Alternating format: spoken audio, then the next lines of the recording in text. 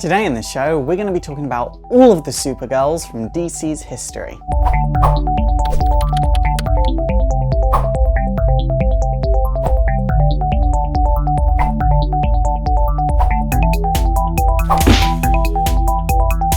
So DC's had quite a large number of Supergirls. 6 that did matter and about 4 that didn't matter. And only 3 of those 6 that did matter had any kind of importance in the DC universe. Well, I guess one of them did have some other importance, but she's not exactly Supergirl.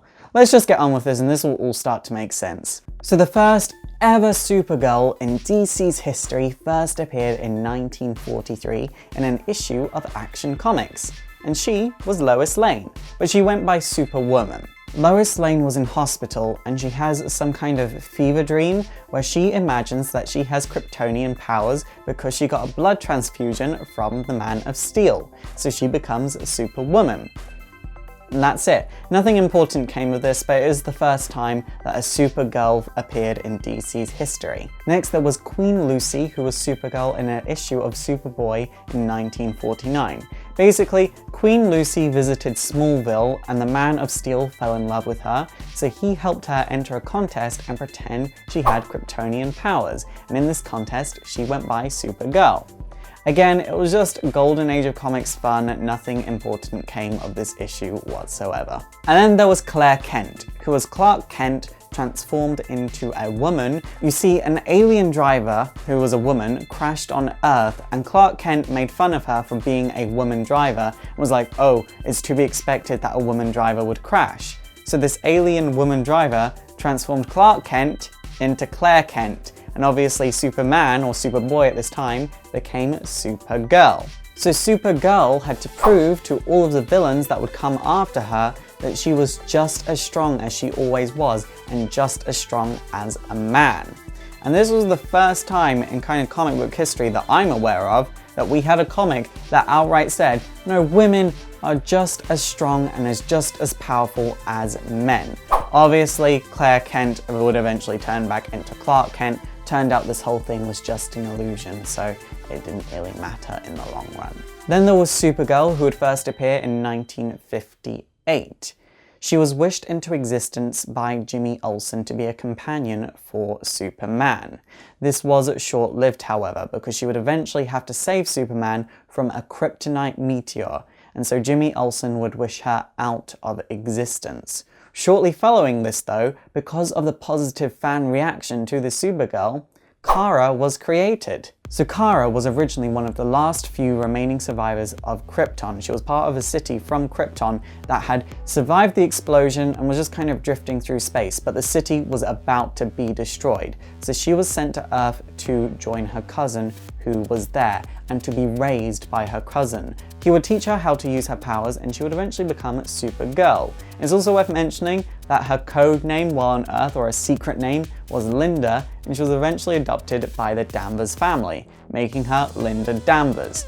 Keep on to that fact because it's important for later on. In 1985, Kara was erased from DC's continuity, only appearing next in 2004. However, there were several Supergirls in between them, so that's what we're going to talk about next. So the first Supergirl to appear after Crisis on Infinite Earths was Matrix. She wasn't human. She was a man-made life form created by a good version of Lex Luthor from a pocket continuity, and she was made of a synthetic protoplasm. You still with me?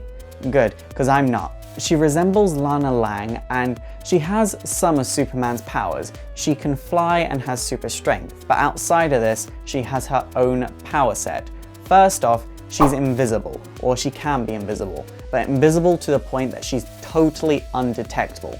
No one in the universe can detect her when she is cloaked. Secondly, she can shapeshift, which is really interesting. And then thirdly, she has telekinesis. She lived with the Kents, who loved her very much and went by the name May, would eventually join the Teen Titans, and then would merge with a girl called Linda Danvers, who was not the original Supergirl, but a totally new character. So Linda Danvers is my favorite Supergirl. It's such a unique take on the Supergirl mythos. So Linda was a girl that was essentially dead. She was dying. She was on her way out. there was no way to cure her. She was in the last few seconds of her life.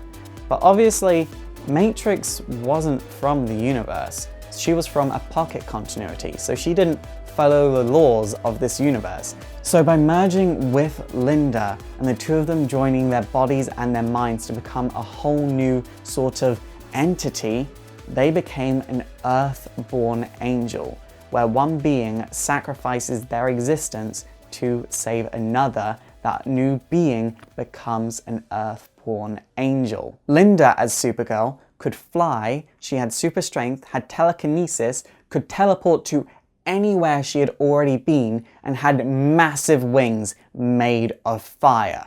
She was so impressive and is such a unique take on the Supergirl mythos, and not many people know about her, and that's such a shame. Eventually, the series would have a sequel called Fallen Angel, which was initially published by DC, but it was creator-owned, and would eventually move to IDW. And Linda would appear in this series, but she's not called Linda. However, in terms of mainstream DC continuity, Linda would still be about. Matrix would be erased from DC's continuity in Infinite Crisis, and then Linda would end up in Hell. That's it. Nothing happens after that. Then finally there was Cir-El, who claimed to be the future daughter of Superman and Lois Lane, but it turned out she was just a human who had been altered by Brainiac, and she would eventually die stopping a plot by Brainiac 13.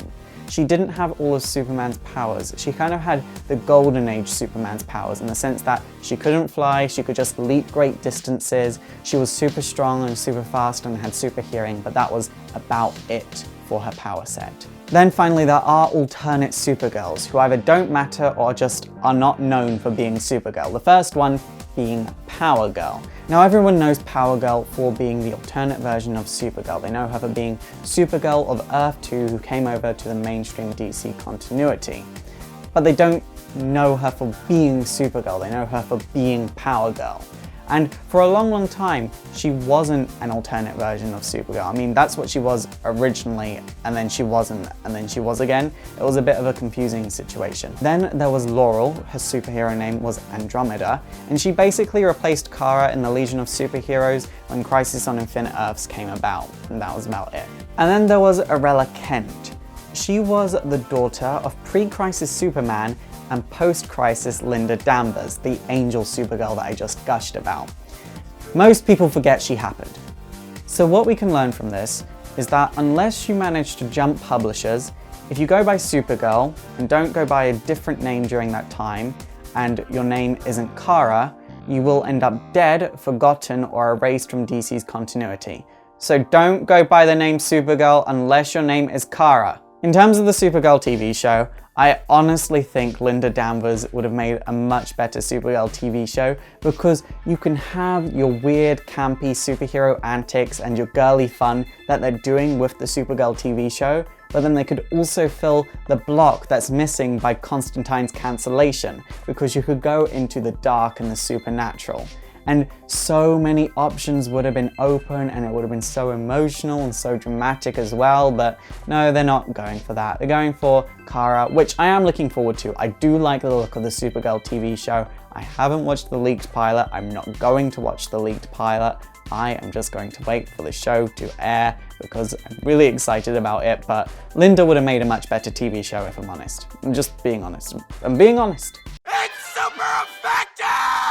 Okay guys, that is it for today. So who is your favorite Supergirl? Please let me in the comments down below. And also don't forget to thumbs up and subscribe if you want to see more history videos. And also don't forget to like me on Facebook, follow me on Twitter, support the show by checking out my Patreon so I can make bigger and better and more history videos. And also don't forget to subscribe to my gaming channel, my vlogging channel, and follow me on Twitch. My name is Faust, this has been Exploring Comics, and it is super effective.